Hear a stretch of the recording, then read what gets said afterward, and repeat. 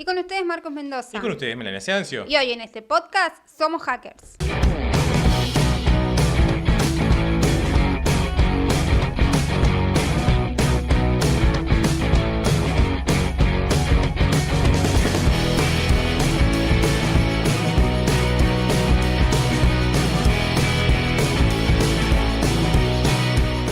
Bienvenidos a un nuevo episodio de su podcast Ni de aquí, Ni de allá. Mi nombre es Melania, @Melania Ciancio. Y yo soy Marcos, @Buen Día Marcos. Y pueden seguirnos en @NDA_podcast que edita y produce Buen Día Estudio @Buen Día Estudio, su productora de podcast. de confianza. Exactamente, también nos pueden seguir en @NDA_podcast. Ok, en Twitter, la red social del pajarito, también estamos subiendo contenido exclusivo para Twitter. Sí. Exclusivo entre comillas. No, estamos haciendo el bonus track, pero diferente. Exacto, un Lo bonus que subimos más está en en Twitter. Instagram, claro, distinto. Exactamente. También ¿Y qué día salimos? salimos los lunes y jueves a las 13 horas por Spotify, Apple Podcast y Anchor de ahora en adelante. Y a las 19 horas el estreno en nuestro canal de YouTube. Así que también nos pueden ayudar a través de www.cafecito.app/NDA. NDA Podcast. Podcast, exactamente, para brindarnos un café, un tercio de ¿Y café, de un quiénes son cuarto las de café. tacitas? Y el café exactamente lo brindamos con nuestras tazas hechas por Guajiroplot, @Guajiroplot,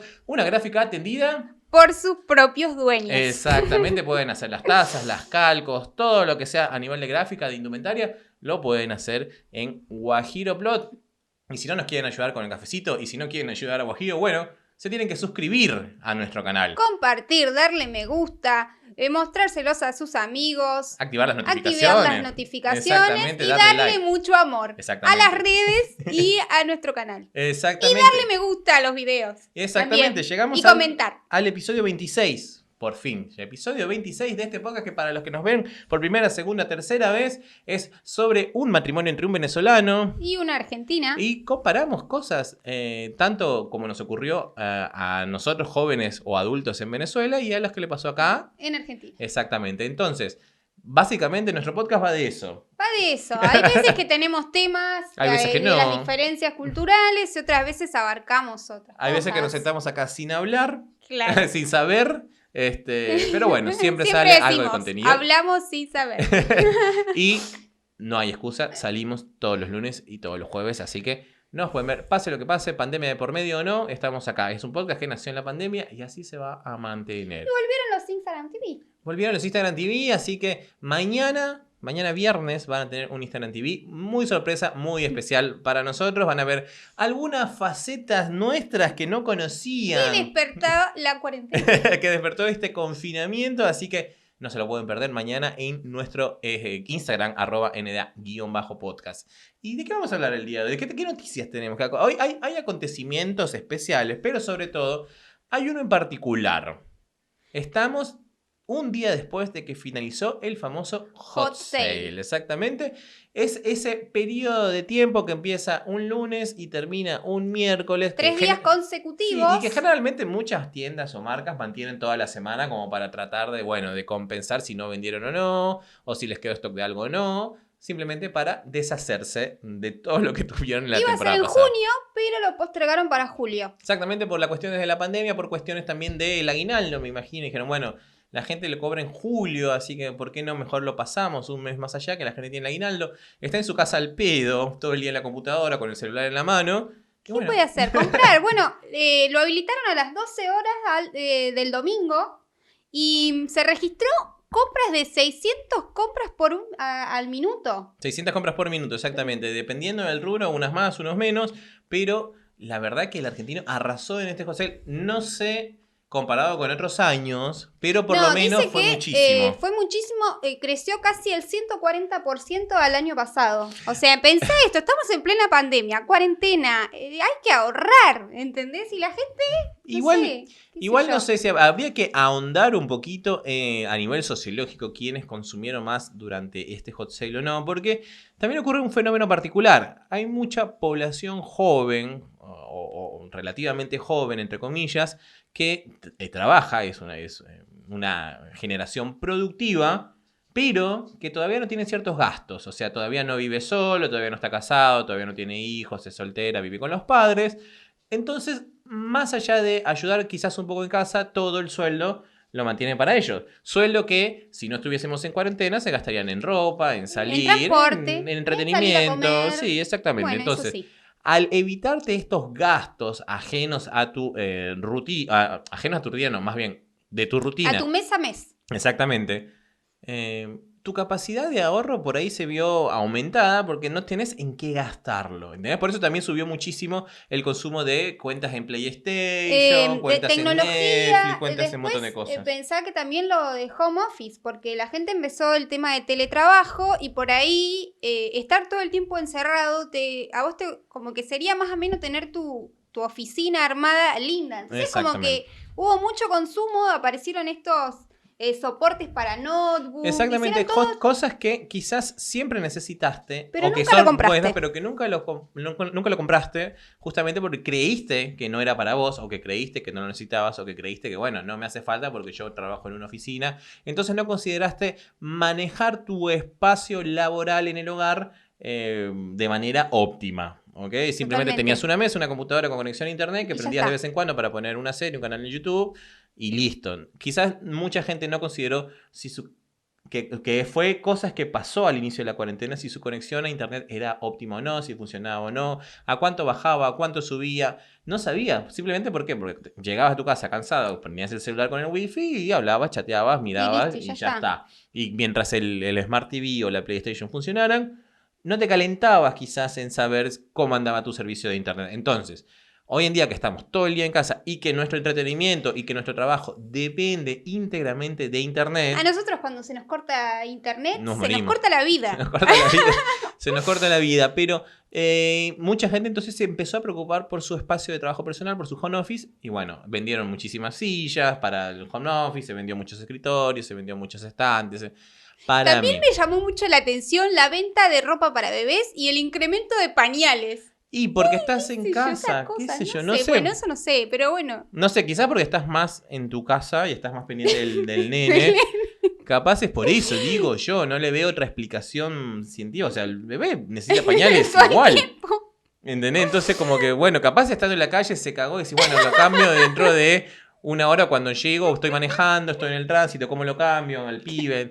Puede ser, son cosas que son extrañas. No se entienden. Que me imagino que tendrán algún estudio posterior a que pase todo esto. Y las empresas de turismo y los viajes están ofreciendo como grandes ofertas. Exactamente, están ofreciendo ofertas incluso creo que sin fechas. Sí, o como que te pueden devolver la plata, o que no vas a tener multas si cambias la fecha por si no puedes viajar, por si esto continúa o se cierra otra vez en algún momento el país en el que vas, que es cosa muy probable que pase. Si ya estás comprando pasajes a Miami, yo te diría que banques un toquecito, porque Florida está hasta las manos. Están metiendo los pasajes de ida y vuelta a menos de 40.000 pesos a Miami, ¿entendés? O a Nueva York casi menos de 60.000 pesos. Yo les diría, o sea, está bien, es un estímulo para que compres. Estados Unidos ya está abriendo a pesar de toda la situación, está un poquito más normal, cosa que deberíamos empezar a hacer acá en la Argentina, porque ya está. Pero bueno, eso es otro tema y no queremos empezar a criticar otra vez al gobierno en la pandemia. Pasaron varios episodios hablando de cuarentena. Y no vamos a terminar nunca de decirlo. Entonces,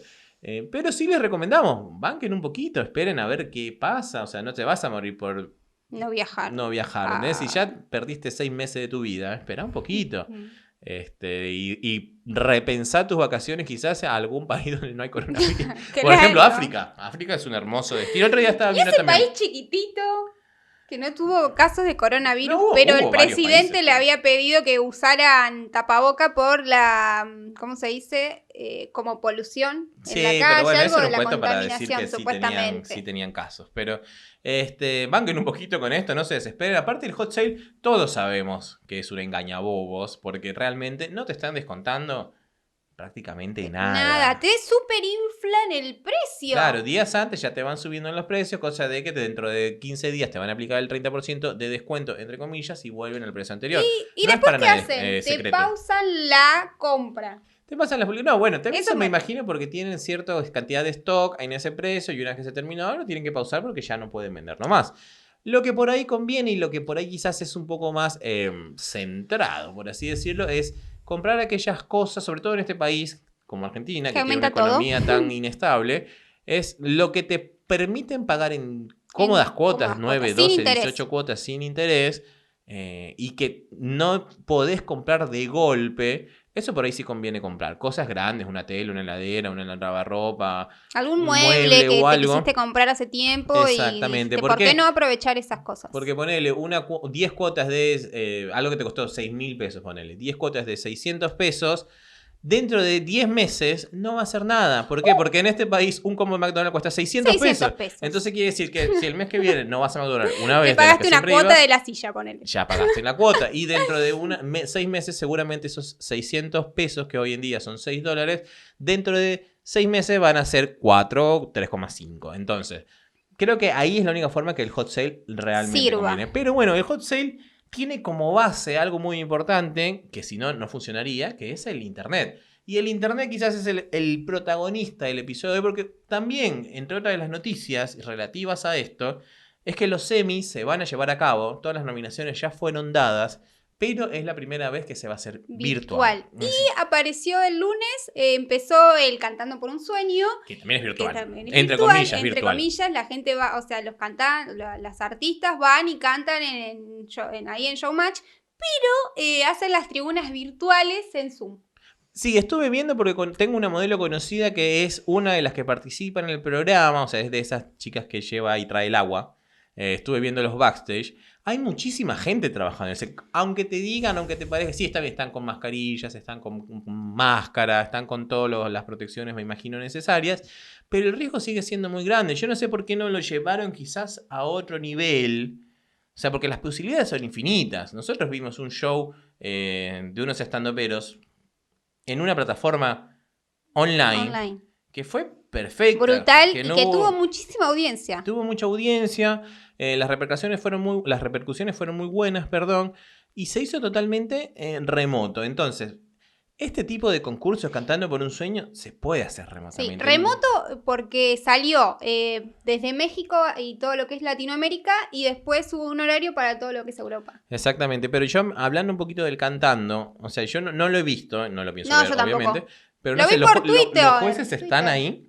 Están todos ahí. Tenés a Laurita, tenés a Ángel de Britos, tenés en el jurado a Moria, después creo que está, Lina la princesita. No sé, están todos ahí, ¿entendés? No tengo idea y no me importa, pero a lo que voy, se puede hacer, por más que tengan un metro de distancia, o sea, ya vimos todos los riesgos que hay haciendo programas de concursos en la televisión con todo esto que se contagia, después están todos llorando por la televisión de que, me contagié, que se hizo. Bueno, les va a pasar exactamente lo mismo. Dios no quiera, no es por mandar mala onda, mala vibra, menos a Mille que está ahí trabajando, que yo la conozco hace años. Pero se pudo quizás haber hecho de otra forma. O sea, está bien, está el concursante. Siendo una productora tan grande. Siendo tan grande, porque el jurado no estuvo vía Zoom. Y que tienen los recursos también para hacerlos. Porque no solamente es el riesgo de ir y estar ahí, es el riesgo de que tenés que hacer un recorrido y salir, estando todavía en una cuarentena en relativamente fase 3. ¿Entendés? Que estas personas no son esenciales, porque los esenciales en los medios, hoy en día, en teoría, siguen siendo los periodistas, nada más. Y los periodistas, los productores, los que están detrás de cámara, que sí o sí tienen que ir a hacer que ese contenido salga al aire. Y que nos informen. Exactamente, pero viene el jurado, puede estar en su casa, a transmitirle a ellos, me van a decir que no tienen la plata para hacer una buena transmisión limpia por Zoom o por cualquier otro medio de streaming, directamente a estos jurados, y estos jurados instalarles un equipo en su casa de cámaras, de audio, de luz, en un espacio diseñado para eso o preparado para eso dentro de su propio hogar, y ellos dar su veredicto por ahí. Como habían hecho en TN, que por ejemplo el APE transmitía desde su casa. Claro, hubo mucho tiempo que los periodistas transmitieron desde su casa y les llevaron todo el equipo. Y en Telefe también los noticieros, algunos están haciendo eso. Igualmente con la radio, o sea, en la radio mucha gente no está yendo a los estudios de radio porque encima los estudios de radio son mínimos.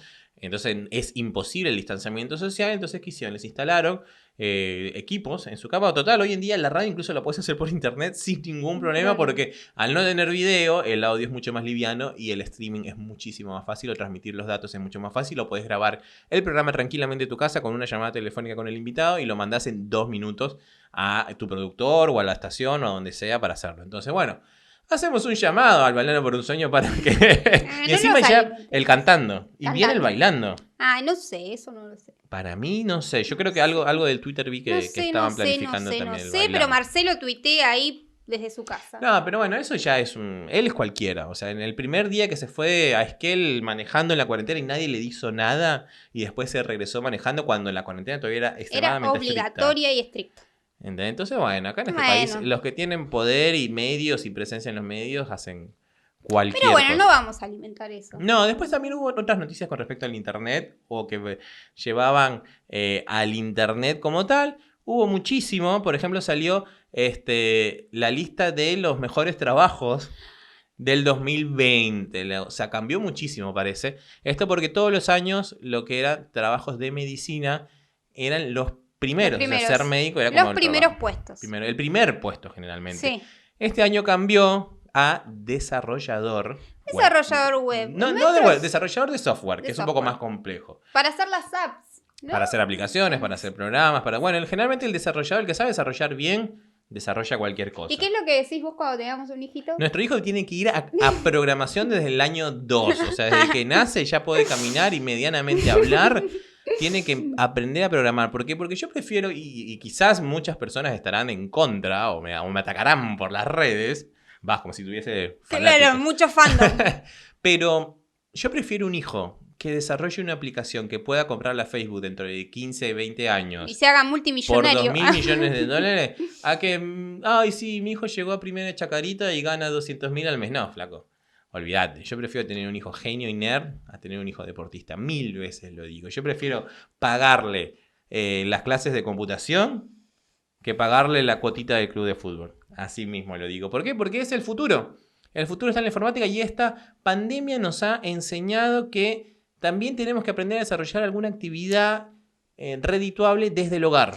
Mismo, yo sigo las redes de LinkedIn y buscan muchos desarrolladores. No, desarrolladores son terribles y ganan muy bien. Hay gente que están buscando de ese tipo de trabajo porque no hay. Yo pensé, hay bueno, me pongo a estudiar programación, pero dije, no, ya tengo una desventaja muy grande que la mayoría de los desarrolladores son jóvenes y que están desarrollando desde el que tienen 10 años. O sea, desde hace... Poner un desarrollador hoy con un certificado de Google puede tener 20, 21 años tranquilamente. ¿Qué quiere decir? Que desde 2010 ya está desarrollando, claro. Hace 10 años. Ya me llevo 10 años de ventaja. Si yo me pongo a aprender a desarrollar ahora, no termino más. ¿Verdad? Porque aparte tenés que sentarte a hacerlo. Y tenés que tener habilidades hasta matemáticas grosas para poder hacer eso. Pero bueno, entre otras cosas, quisimos de esta manera entrar en el tema principal, que es... ¿Cómo es, o cómo era, o cómo vivimos ese desarrollo de Internet, tanto en Argentina, como en Venezuela? Exactamente. Entonces, porque las dos experiencias previas de Internet fueron muy diferentes. ¿Por qué? Quizás porque en Venezuela, hasta el año 2007-2008, fuimos muy early adapters de todo lo que se refería a tecnología. Obviamente, el hashtag chavismo tiró todo para abajo, la infraestructura que incluso por decreto Hugo Chávez en su momento declaró que no iba a invertir más en la plataforma de telecomunicaciones en Venezuela, que lo tenían que hacer las empresas privadas. Pero si las empresas privadas no cobraban, las empresas privadas las, ¿cómo se llaman? Las usurparon, las... ¿Qué dices? Las... ¡Ay, se me olvidó el nombre! ¡Expropiaron! Las expropiaron. Expropiense. Entonces, obviamente no hubo inversión en el área de las telecomunicaciones en Venezuela y nos quedamos sin crecer. ¿Y qué hacen telenovelas cualquier vecino del barrio? Sí, bueno, pero eso quizás es para otro episodio que hablemos de la televisión exclusivamente. Pero bueno, en Venezuela, entonces, hasta el año 2008, adaptamos muy rápido y mucho antes que otros países del continente. Incluso en Venezuela estaban las oficinas centrales para Latinoamérica de Motorola, de Nokia. Estaba todo lo que era telefonía celular bunkeado ahí porque el venezolano consumía muchísimo. Nosotros, recién en el año 2006-2007, ya Venezuela tenía 2 teléfonos celulares por persona. En aquel momento. ¿Ok? Yo te digo porque yo trabajé muchos años en investigación de mercado y 2 de mis clientes o 2 de las cuentas que yo manejaba eran tanto Motorola como Nokia, que en ese momento eran las líderes del mercado. En un mercado, Nokia 1100? En un mercado donde estaba empezando a entrar BlackBerry en ese momento, donde estaba entrando iPhone todavía no existía, pero bueno, BlackBerry empezó a dominar de un momento para el otro. Pero bueno, nosotros, por ejemplo, yo cuando me vine a vivir acá a Argentina, ya estaban los BlackBerrys en un furor y acá todavía no. Acá demoraron 3 años en llegar los BlackBerry. Eso es lo raro de Argentina, que todo nos llega más tarde. No sé si más tarde, lo que pasa es que el argentino creo que es muy apegado a lo que ya tiene y es Claro, y muy... le cuesta adaptarse al nuevo. Sí, a los cambios. Entonces nosotros somos hijos de la primera oleada de internet masivo. Nosotros empezamos a usar internet en nuestra adolescencia, quizás no directamente en nuestro hogar, porque en ese momento era algo muy Carísimo. caro, exactamente, y muy incómodo. Nosotros, para los centennials que quizás nos están viendo, que generalmente son Lola, tenías que poner el módem y conectarlo con un cablecito al teléfono. Bueno, yo tenía ese sistema. No, el del teléfono, o sea, internet era y sigue siendo algunos servicios por teléfono, ¿ok? Speedy de Telefónica sigue siendo por... Claro, en su momento era Telefónica. Claro, en su momento era Telefónica, era Movistar, sigue siendo por teléfono. Hoy en día es por fibra óptica todos. Pero bueno, en ese momento tenías otro cablecito, tenías una cajita que estaba en la central de teléfono que... decía una salida teléfono y una salida internet. Entonces, ese cable era el mismo cable de teléfono, no era más grande, más grueso, nada. Era el mismo cable de teléfono y se conectaba al módem de tu computadora que tiene la misma entrada de red de Ethernet. Entonces, para vos poder acceder, no es que entrabas a Internet Explorer y ya está, ahí se abría. No. Internet Explorer es un navegador para los centennials que no lo conocen, que hoy en día ustedes usan Chrome o Safari. Nosotros usamos Internet Explorer. O Firefox. Firefox es más nuevo. Yo usaba Netscape, por ejemplo. Me gustaba mucho yo navegar usaba con Netscape. Internet Explorer. Y ese ruidito del modem que... Exactamente. Era insoportable. ¿Qué quiere decir esto, centennials? Que para usar internet tenías que ocupar la línea telefónica como si estuviese una llamada telefónica en acción. ¿Qué quiere decir? Que cuando alguien llamaba a tu casa y vos estabas conectado a internet, sonaba ocupado del otro lado. Y era lentísimo. Y cuando vos levantabas el teléfono se escuchaba un... que estaban usando la línea y lo más probable era que la conexión a internet se te cayera. Entonces, si era un teléfono de esos de cuerda, de rosca o de botón que no era inalámbrico y lo hacías así, lo más probable era que la conexión se cayera porque alguien te levantó el teléfono y tenías que gritar, mamá, estoy en internet. Abuela, tía. Yo me acuerdo que las primeras veces que usaba internet era cuando iba a lo de mi abuela. Generalmente había en mi casa, por ejemplo, nos ponían horarios. Bueno, de tal hora a tal hora internet como para que, por si mi mamá quería usar el teléfono, llamar a sus amigas o sabía que lo llamaban sus amigas a determinada hora, bueno, en ese horario se usaba el internet como para decir, está ocupado por el internet. Bueno, a mí por ahí se me complicaba tener internet porque, como ustedes se acordarán, yo viví mucho tiempo en casas de unidades y el tema de teléfonos era complicado tener teléfono. O sea, teníamos teléfono pero interno de las unidades, ¿verdad? Entonces uno no podía acceder a pedir internet. Hoy en día porque era un lío. Hoy en día te tiran las líneas telefónicas por la cabeza porque evidentemente la empresa telefónica local... no sabe qué hacer con ella porque ¿quién tiene? Nosotros no tenemos ya teléfono fijo porque hashtag celular. Totalmente. Y Telefónica se pasó a Movistar. Claro, es Movistar. Pero bueno, era muy lento. ¿Por qué? Porque internet en ese momento andaba a 56 kilobytes por segundo. ¿Qué quiere decir esto? Que si hoy en día tenés 50 megabytes, que es la conexión medianamente estándar que te ofrecen las empresas de internet, esto andaba al 1% no, ni siquiera. Ni 1%. El 1% sería 500 más, andaba al 0,1% de esa velocidad que hoy tenés. Entonces imagínate lo que era intentar enviar un correo. Nosotros lo usamos generalmente, evidentemente, para buscar información. Por eso las páginas web antes eran mucho más simples y feas y rudimentarias. Evidentemente también la tecnología avanzó muchísimo y bueno, eso ayudó.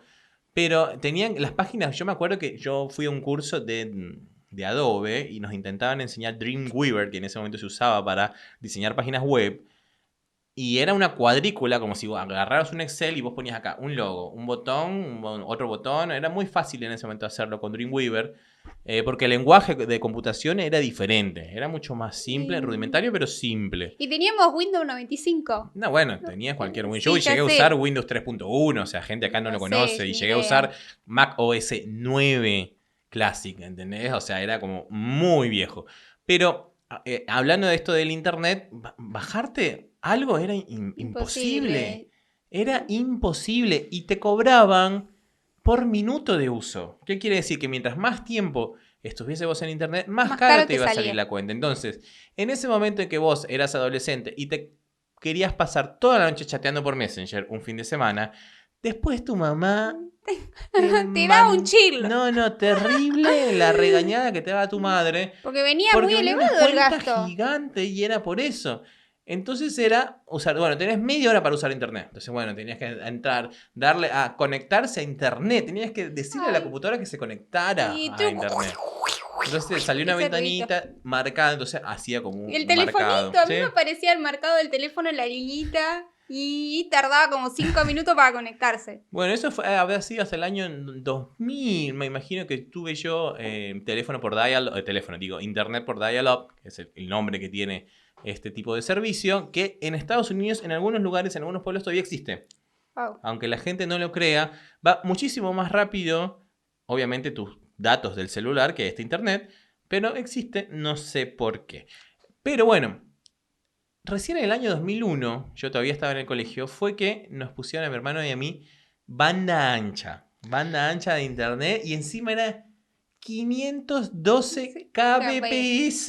Era 10 veces más rápido y ya no ocupabas el teléfono. Que tener banda ancha eras re pro. Eras re pro en ese momento, ¿entendés? Y era como que, wow, tengo internet hiper rápido, porque encima había 128, 256 y 512.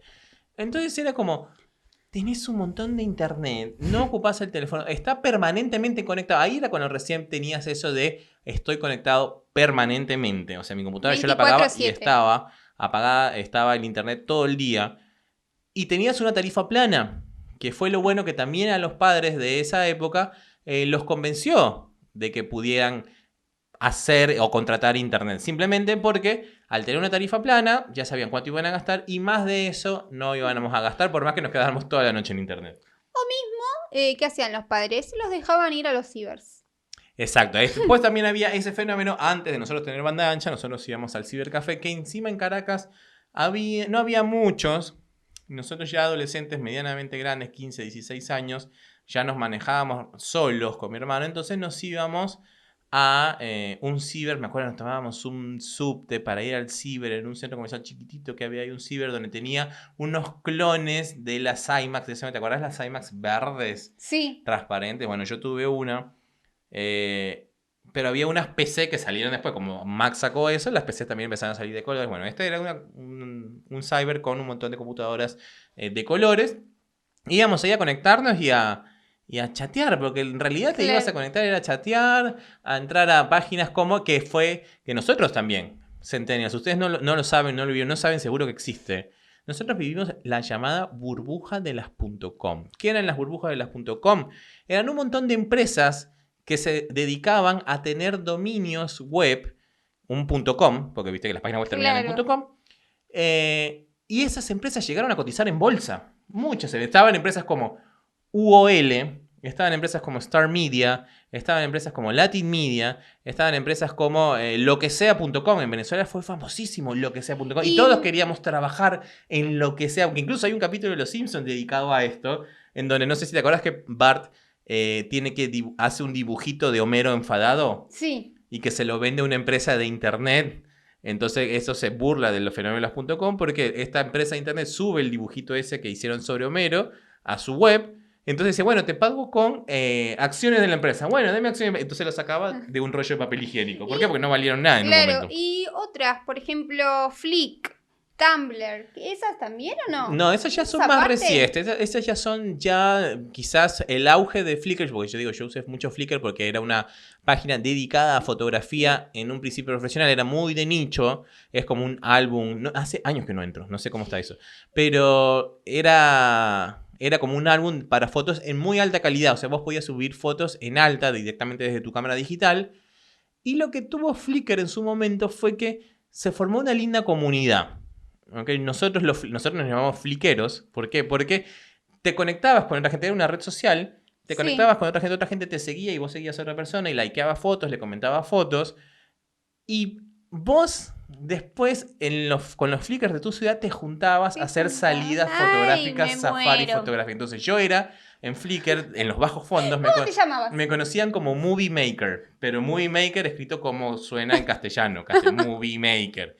Entonces me acuerdo con esa gente, nos juntábamos con Pancho, con un montón de gente que tenía sus apodos de Flickr. Claro. Y te juntabas todas las semanas. Era buenísimo porque en un día decías, bueno, vamos a tal sitio a sacar fotos. Bueno, nos juntamos y vamos a tal sitio a sacar fotos. Salida nocturna, entonces te juntabas y después terminabas tomándote una birra, bueno, por lo comiendo menos algo. hacían algo lindo. Después apareció Claro. el Fotolog, que fue lo peor en Argentina.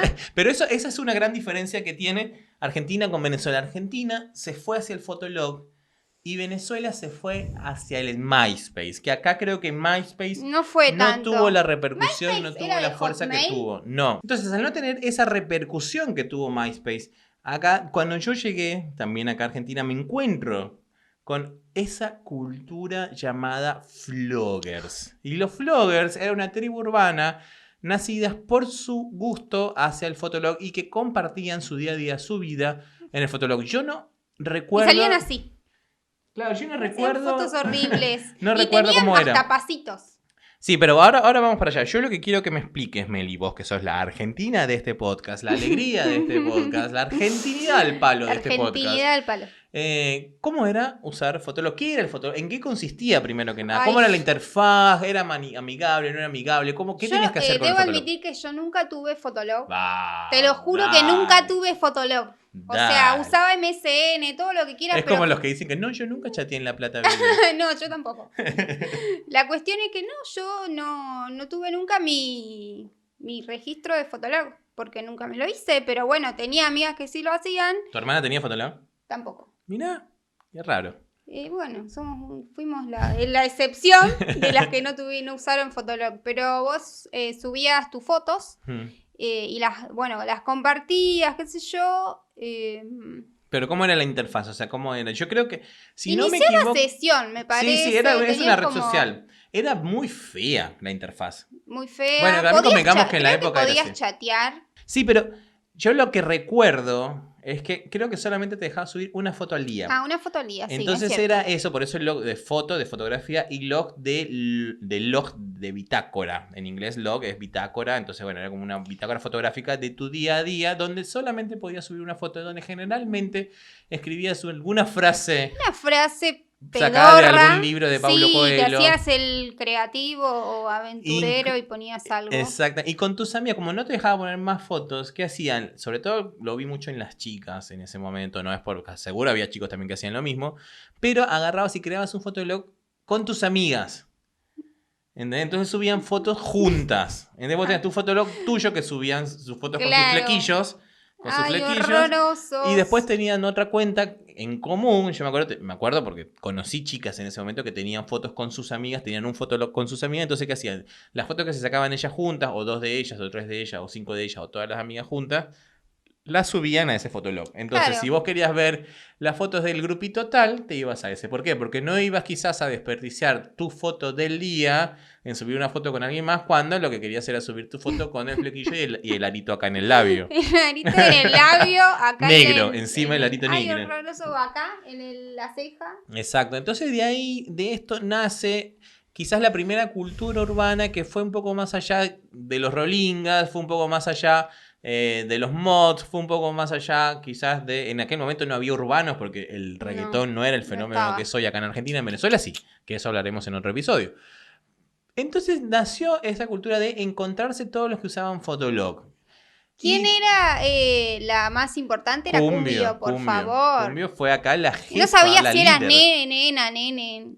Sí, eso es lo de menos, sé. pero ella impuso un estilo, o sea, como ella fue la flogger más importante del país y tenía cierto aspecto, los chicos empezaron a copiar ese aspecto. Con ese aspecto me refiero al corte de pelo, el tipo de ropa que usaban, los pantalones que usaban. Ay, los pantalones todos de colores, turquesa, rojo, verde, amarillo. Y como ella era amante horrorosa. de la música electrónica, de cierto tipo de música electrónica, los chicos también empezaron Y a bailaban flogueros. y tenían pasos especiales que no son otros que los típicos pasos de breakdance por ahí que hacían en los Estados Unidos, en Nueva York, en los años 70-80. Y había peleas también.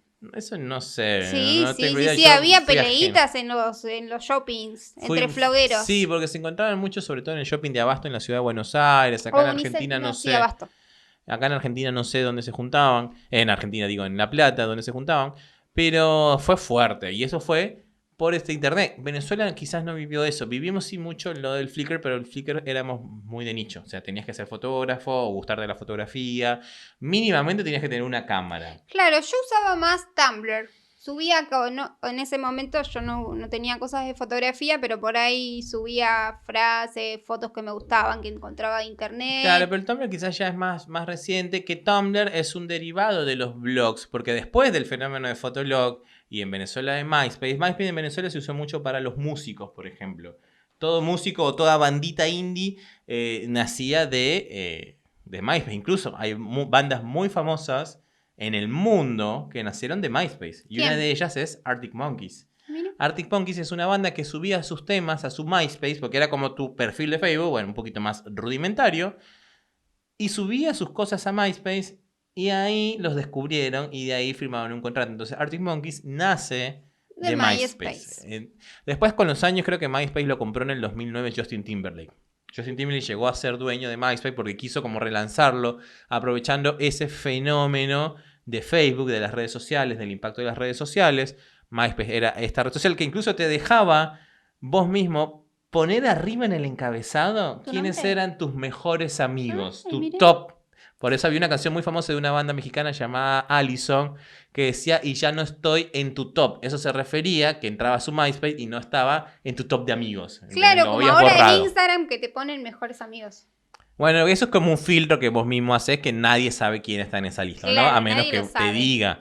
¿Vos me tenés en mejores amigos? Yo tampoco. Yo tengo Instagram por una cuestión laboral. Después de resto, si no pudiese tenerlo, la verdad que me cansa. O sea, incluso yo hoy en día mi Instagram lo programo un día a la semana y está todo programado, señores. No es que yo, voy a subir esto. No, está todo fríamente calculado y programo. Si es lunes, programo hasta el otro lunes. Y así voy. Y ya no me aburro, no me ocupo. Porque la verdad que es demasiado cansador estar todo el día. No soy como vos que está todo el día en Instagram. Eso es una capacidad que no tengo. Pero bueno, volviendo un poquito al pasado. Nace este fenómeno de Facebook. Entonces llega... A eso sí llega como más o menos al mismo tiempo. En Venezuela... 2007-2008. Acá llegó en el 2008. No, ni siquiera. Sí, en 2008. ¿Por qué? Yo llego en el 2007 a Argentina con Facebook y con un Facebook ya muy fuerte. Que incluso en ese momento Facebook no te dejaba ni siquiera chatear. Entonces, por eso usabas el MSN. Tenías que, claro, todavía. Ahí va, ahora el MSN es un temita aparte. Entonces el Facebook lo que te permitía era dejar mensajes, conectarte con otras personas. Ya yo estaba en 2007, había dejado de ver, por ejemplo, la gente de la primaria. Entonces te conectabas con la gente de la primaria o te enterabas que tu prima que no ves hace 10 años tenía Facebook, entonces también lo agregabas. Bueno, claro, ese era el fin, de encontrar a gente que hacía mucho tiempo no tenías contacto. Y bueno, como se habrán dado cuenta, tuvimos varios cortes de este programa porque nos quedamos sin batería en la cámara, no teníamos otra, tuvimos que empezar a cargar la batería de vuelta, esperar un buen rato y no se nos ocurrió otra cosa que quedarnos acá quietos porque Leia está dormida en su cama y no queremos despertar. Estamos peor que esos padres que no quieren despertar al nene para que duerma. Caminan despacito y que hablan suavecito para que no se despierte. Entonces, ¿qué hicimos? Agarramos, cortamos, pusimos internet, que es de lo que estamos hablando hoy, y aprovechando que teníamos los micrófonos, los auriculares, y estábamos sentados en nuestros puestos y que yo controlo la compu acá, nos armamos un karaoke de 10 temas. Que bueno, no tienen que ver a Meli cantando La quiero a morir en versión de Shakira. No, es terrible. Después lo vamos a pasar a unos videos, no mentira. Tírate un tema, Marquitos DJ. Pero bueno, de eso se trata el internet, que tenemos todo el acceso de toda la información del mundo al alcance de nuestras manos, cosa que no teníamos tanto en Venezuela como en Argentina en aquel momento. Yo recuerdo que para vos poder adjuntar un archivo en un correo electrónico, no podía superar los 5 megas. Ahí estamos al horno. Es verdad, tenías que enviar varios mails. Tenías que enviar 20 mails. Sí. Por suerte, en aquel momento, yo recuerdo cuando me vine a vivir a la Argentina, creo que Gmail ya te daba 20 megas. ¿Tuviste Yahoo? Megas. Tuve Yahoo, tuve Hotmail, tuve mail en UOL Mail, en Star Media, en Latin Mail, tuve un montón de correos electrónicos. Mails. No, yo te pasé de Yahoo,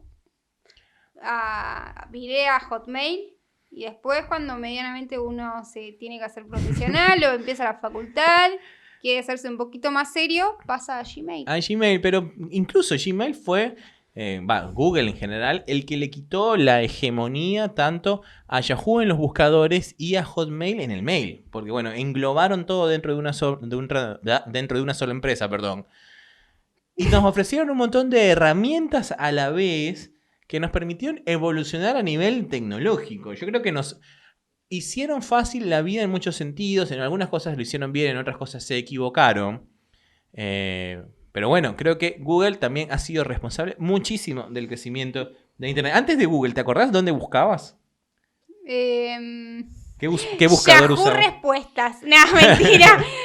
El tema de Yahoo, ponele, hay gente que lo sigue usando y cuando vos le preguntás, ¿cuál es tu mail? Pepito@yahoo.com.ar. No, pará, yo en mi trabajo hay gente que me envía los mails Señores. y aparece con Yahoo, ¿entendés? O sea, no, Yahoo ya como tal, pasó. sí, Yahoo como tal ya no existe. Claro. O sea, Yahoo como empresa, creo que Yahoo la compró BenQ o Siemens o algo de... No, en serio, posta, lo compró otra empresa mucho más grande de tecnología y Yahoo ya como en su momento estaba como Google o Apple que tenía su propio edificio y bueno, era una empresa importante, ya no existe más como la conocíamos. Yo lo siento que es poco serio tener Yahoo, señores. Pásense, no viren a Gmail. A Gmail. O iCloud.com. Antes de Google, yo utilizaba un buscador muy bueno que se llamaba Altavista. Altavista, yo también usaba el Altavista. Altavista era el buscador predeterminado antes de que existiera Google o que existiera Bing, que es el de Microsoft. Utilizaba Altavista y en Venezuela había uno muy popular, muy bueno, que después murió, obviamente, que se llamaba Aullantepui. El Aullantepui es una de esas montañas típicas en la selva venezolana, en la parte de la Amazonía. Existen unas montañas que son planas, que son altas y planas, que se llaman tepuyes. Y el tepuy más grande se llama Aullantepui. Mira. Entonces utilizábamos ese buscador. A los que me ven en Venezuela se acordarán de Aullantepui. Era como entrar, si no encontrabas algo en Altavista, estaba en Aullantepui o viceversa. Utilizábamos eso.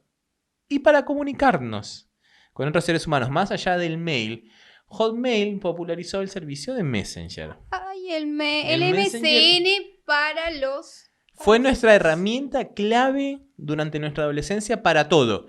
No solamente para hablar, chatear con otra persona, sino también para comunicarte con tu familia. Me acuerdo que recién en el Comunicarte con tu familia y dedicarle temas. Porque podías poner tus temas en el estado. Totalmente, claro. Adolescente por ahí despechada. estaba conectado, vos te estabas esperando a que se conecte el chico que te gustaba. Entonces, por ahí si vos salías con ese chico y no te daba bola o bueno, cosas de pendeja que a uno le pasaba. Y te ibas tirando como indirectas con temas. ¿No hacías eso? No, bueno, yo la verdad tenía dignidad. Bueno, o ponías como si estabas como muy depre, tipo ponías estados re depresivos, pero ponele. Sí, qué sé yo creo que eso depende de cada quien. Yo porque... ¿Y mandabas zumbidos?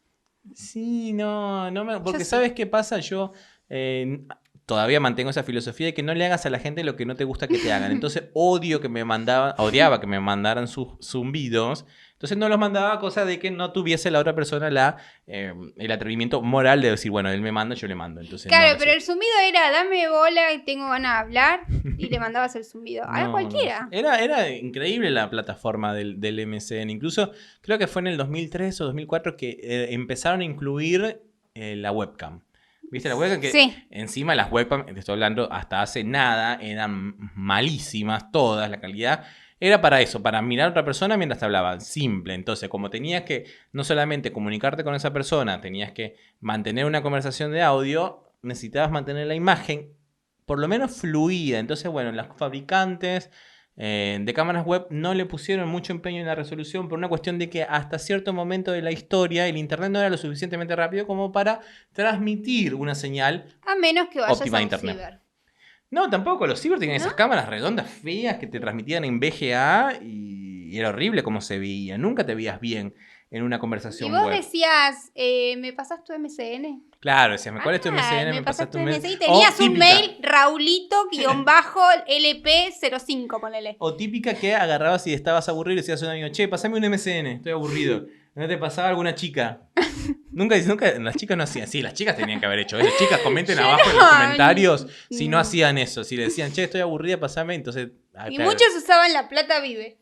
Bueno, pero eso es algo después más ahí local. empezabas tipo hablando y después como que te pasaban... Era el Tinder de esa época. De la época. Chatear ¿Quién en no las usó salas La Plata Vive? Yo no lo usé. para ¿Vos lo usaste? la época, no, si yo no ¿Vos era no platense. estabas? No. Yo llegué, me acuerdo que mis primos tenían un ciber, yo cuando recién llegué a Argentina, ellos tenían el ciber y veía a la gente que se conectaba a esa página y le preguntaba, ¿qué onda? ¿Qué es eso? Y me dicen, son las salas de chat. Pero ya para mí, y no es por darme, ¿no? Pero ya para mí, eso era un poco fuera de moda o de modeo, que ya estaba pasado, porque ya tenías el MSN. Claro. Entonces ya te comunicabas directamente por MSN y quizás entrar a buscar cosas en chat no era. Después de eso viró, los chats públicos viraron después, no sé si alguna vez lo llegaste a usar, a Chat Roulette. No. Eso ya fue más No, 2010, fue más acá, pero bueno, busquen en Google lo que es Chat Roulette y van a ver lo que les aparece. Pero de eso se trató Internet, ir creciendo hasta lo que es hoy en día. Me acuerdo de los primeros videos en YouTube, que si vos buscás los primeros videos en YouTube, la calidad, bueno, obviamente era muy mala, porque la tecnología de la época, YouTube no te permitía hacer todo lo que nos deja hacer hoy en día. Incluso nosotros grabamos este podcast pensando más que nada en YouTube.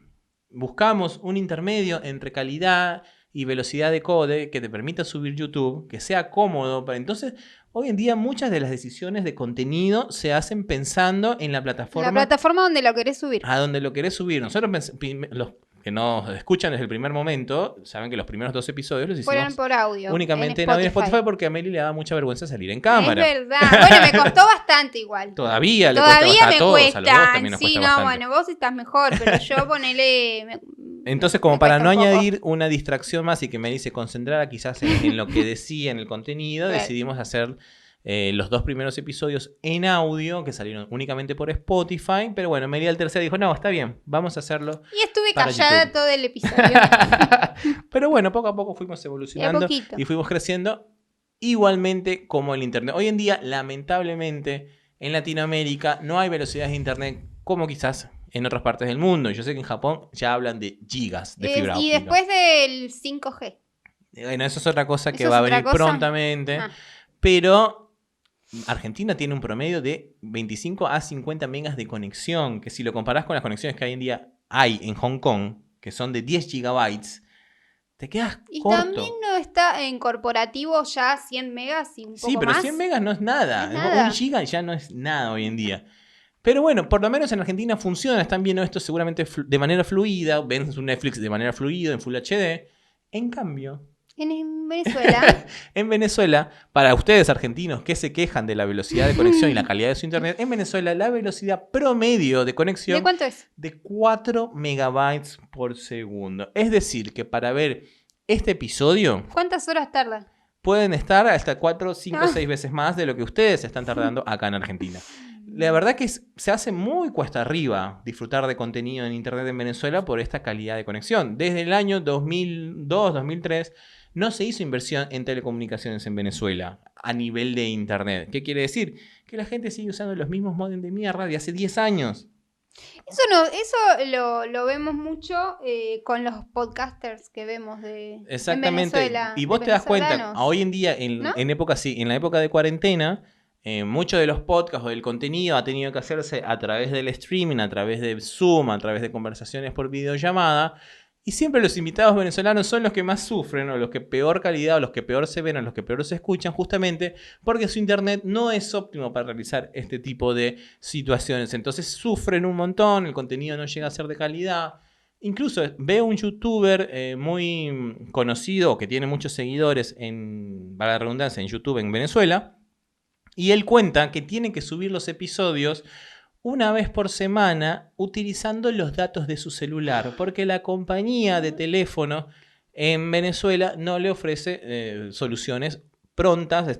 Hace como 3 meses no tiene internet, por ejemplo, y lo está pagando. Wow. Y lo está pagando. Entonces, tiene que subir. Y en Venezuela, los datos de telefonía móvil no son como acá.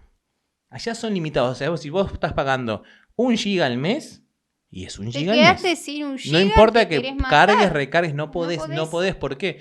Evidentemente, por la falta de infraestructura en Venezuela, no pueden agrandar la capacidad para tener más gigas, más megas, más lo que sea. Entonces, si un youtuber necesita subir un video, utiliza su celular para hacerlo, Si un video de este podcast seguramente va a pesar 5 gigas.